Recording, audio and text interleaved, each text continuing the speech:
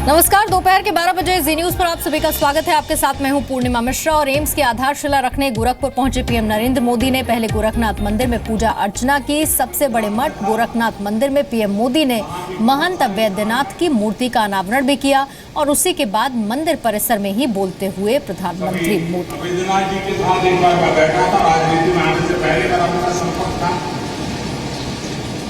इस पूरी व्यवस्था का संचालन कैसे होता है, नीति नियमों का पालन कैसे होता है, इस परंपरा से निकला हुआ संत कहीं पर भी हो उसकी पूरी जानकारी कैसे रखी जाती है, उसको कोई भी आर्थिक संकट हो तो कैसे उसको मदद पहुंचाई जाती है और एक कैसी ऑर्गेनाइज वे में व्यवस्था है, वो कभी मैंने महंत जी के पास से सुना था और उस परंपरा को आज भी बरकरार रखा। इसके लिए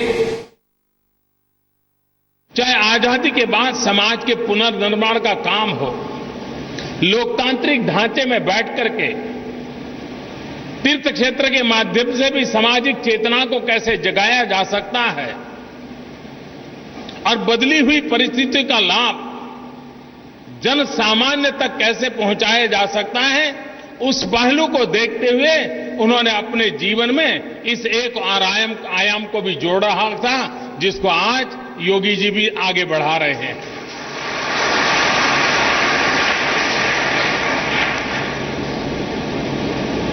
कभी कभी बाहर बहुत भ्रमणाएं रहती हैं,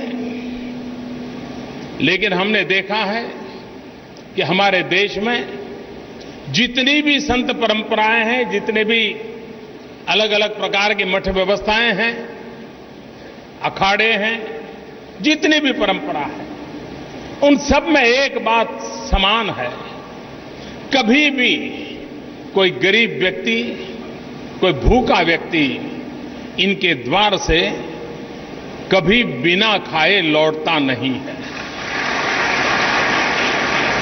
खुद के पास कुछ हो या न हो, संत किसी झोपड़ी में बैठा होगा, लेकिन पहला सवाल पूछेगा, क्या प्रसाद लेकर के जाओगे क्या?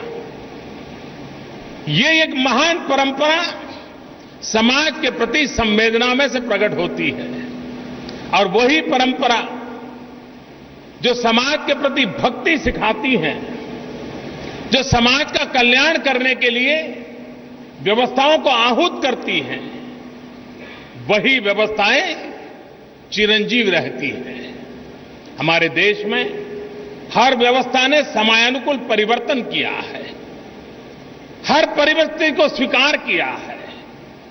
जहां विज्ञान की जरूरत पड़ी, विज्ञान को स्वीकार किया है। जहां सामाजिक सोच में बदलाव की जरूरत पड़ी, उसको भी बदला है।